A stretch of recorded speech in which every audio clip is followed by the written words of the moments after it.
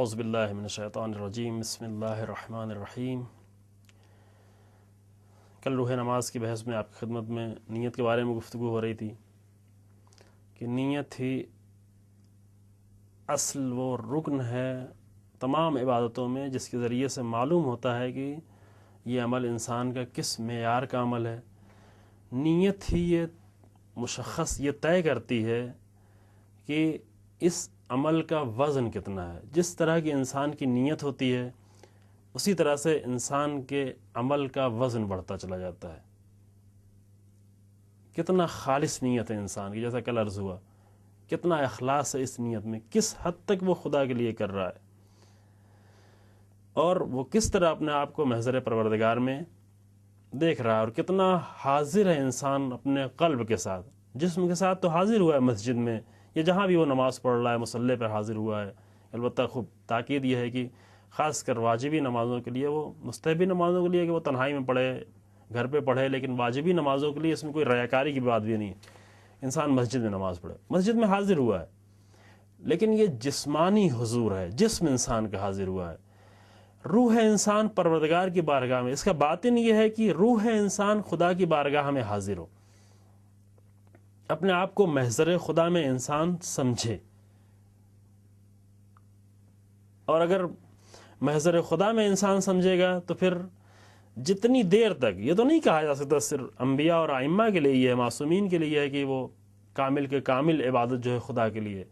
جتنی دیر تک انسان اپنے آپ کو محضر خدا میں سمجھ رہا ہے وہی اصل میں وہ عبادت اس کی بلند عبادت ہے اور قابل قبول عبادت ہے۔ یوں تو خدا جو ہے ہر چیز کو قبول کر لیتا ہے اگر اس کے لیے انجام دیا جائے، اور اس نے فرمایا انا عند ظن عبدی، میں اپنے بندے کے ظن کے قریب ہوں، گمان جو سوچتا۔ اس لیے جو کچھ بھی ہم سوچ رہے ہیں وہ خدا کے شایع نشان نہیں ہوتا، اصل خدا کے لائق نہیں ہوتا، ہمارا کوئی عمل خدا کے لائق نہیں ہوتا، حتیٰ کہ خدا کے بارے میں جو سوچ رہے ہوتے ہیں وہ بھی مناسب نہیں ہوتا، لیکن خدا اسی کو قبول کرتا ہے۔ لیکن وہ کہ جو کسی لائق ہو، وہ یہ ہے کہ انسان جتنی دیر تک حضور قلب کے ساتھ، لہذا اس کا اہتمام کرتے تھے۔ پیغمبر اکرم صلی اللہ علیہ وسلم کے بارے میں روایت ہے کہ ایک مرتبہ کسی شخص نے 2 اچھے سرخ اونٹ پیغمبر کی خدمت میں ہدیہ کیے۔ آپ نے فرمایا کہ ان 2 اونٹوں میں سے میں ایک اونٹ اسے دوں گا کہ جو حضور قلب کے ساتھ خالص اللہ کے لیے نماز پڑھے۔ یہ اہم مسئلہ ہوتا ہے، خالص اللہ کے لیے نماز پڑھے۔ امام علی علیہ السلام، یہ واقعہ سنا ہوا آپ کا، امام علی علیہ السلام نے نماز پڑھی روایت میں کہ وَجَعَلَ إِحْدَاهُمَا لَمَنْ يُصَلِّ رَكَعَتَيْنِ لَا يُحِمُّ فِيهِمَا بِشَيْءٍ، جس میں کسی چیز کی طرف بھی وہ توجہ نہ کرے، من امر الدنیا، دنیا کے کسی بھی دنیاوی مسئلے کے بارے میں مثلا فکر نہ کرے۔ روایت میں وَلَمْ يُجِبْهُ أَحَدٌ سِوَى عَلِيٌّ، اس کو کسی نے بھی انجام نہیں دیا، اور اس طریقے سے امام علی علیہ السلام نے اس عمل کو انجام دیا اور اتنا پسند آیا پیغمبر اکرم صلی اللہ علیہ وسلم کو یہ عمل کی روایت میں ہے کہ دونوں کو دونوں عطاہما، یعنی پیغمبر اکرم صلی اللہ علیہ وسلم نے دونوں کے دونوں اونٹ جو ہے امام علیہ السلام کی خدمت میں دے دیا، امام علیہ السلام کے حوالے کر دیے۔ اس کا کمپٹیشن رکھا کہ کون کس حد تک حضور قلب کے ساتھ نماز پڑھ سکتا ہے۔ اور حضور قلب، جیسے ہی نیت کیا انسان نے ایک عمل، اس کو جو واجبی عمل انجام دینا ہے وہ ہے تکبیر۔ اس تکبیر کو کہتے ہیں تکبیرۃ الاحرام۔ نماز میں متعدد مقامات پر تکبیریں ہیں، وہ تکبیریں واجب نہیں، لیکن یہ تکبیر انسان کے لیے واجب ہے۔ احرام، تکبیرۃ الاحرام ہے، یہ انسان حرم خدا میں آیا ہے، محرم ہو گیا ہے،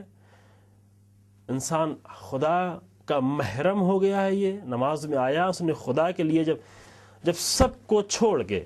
ہر ایک کی طرف سے اپنے رخ کو موڑ کے، صرف خدا کی طرف اس نے رخ کیا ہے، ظاہراً قبلے کی طرف، لیکن واقعاً خدا کی طرف رخ کیا، جو عرض کیا آپ کی خدمت اس کے پہلے، سب سے رخ موڑا ہے اور خدا کی طرف رخ کر کے نیت بھی حضور قلب کے ساتھ خالصتاً الی اللہ نیت کی اس نے، اور وہ جو عمل انجام دینے جا رہا ہے، تب یہ اللہ کا محرم ہو گیا ہے۔ جیسا کہ حج میں ہوتا ہے، انسان حج میں جب جاتا ہے احرام باندھتا ہے، احرام باندھنا وہی اللہ کا محرم ہو گیا ہے۔ یہ محرم کے لفظ سے آشنا ہے تمن سامعین، اللہ کا بھی یہ محرم ہو گیا ہے۔ جب یہ اللہ کا محرم ہو گیا ہے تو اس کے لیے دوسری چیزیں نامحرم ہو گئی ہیں، باقی ساری چیزیں ہر ایک اس کے لیے نامحرم ہو گیا ہے۔ اب نامحرم سے یہ تصور نہیں آئے وہ دیکھ نہیں رہا، اصل حقیقت یہ ہے کہ وہ نہ دیکھے۔ اس لیے نماز میں یہ کہ ارتکاز تمرکز ہو، انسان متوجہ ادھر ادھر نہیں ہو، متوجہ ادھر ادھر دیکھنا،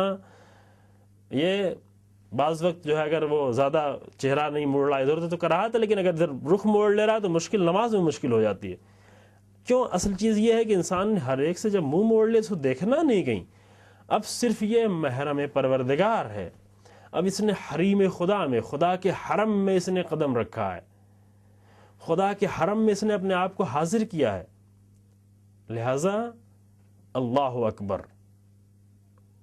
سب سے پہلی شہادت جو وہ دے رہا ہے، اور سب سے پہلا جملہ جو کہہ رہا ہے نیت کے بعد یہ کہ اللہ عظیم ہے، اللہ بڑا ہے۔ اور جب عظیم کی بارگاہ میں انسان آیا ہے تو باقی ساری چیزیں اس کے لیے چھوٹی ہو گئیں۔ ہر وہ چیز کی جس نے ابھی اس کے ذہن میں بڑی بنی ہوئی تھی، جس نے عظمت پیدا کر رکھی تھی،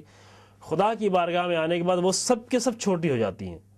دیکھیں نماز انسان کو کہاں لے جاتی، کتنی چیزیں ہیں جو انسان کے ذہن میں عظیم بنی ہوئی ہیں، انسان اس سے متاثر ہوا ہے، بعض وقت اس سے متاثر ہو کر اس کے خوف سے یا اس کے جو ہے فائدوں سے متاثر ہو کر انسان اس کے سامنے سجدے کرنے لگتا ہے، سر جھکانے لگتا ہے، لیکن جب اللہ کی بارگاہ میں پہنچا تو ساری چیزیں، اللہ اکبر کہنے کا مطلب ہے کہ ساری چیزیں اصل نہیں ہیں، چھوٹی بھی نہیں، اصل نہیں ہے۔ چونکہ امام سجاد علیہ السلام نے پوچھا کہ اللہ اکبر کا مطلب تم کیا سمجھتے ہو؟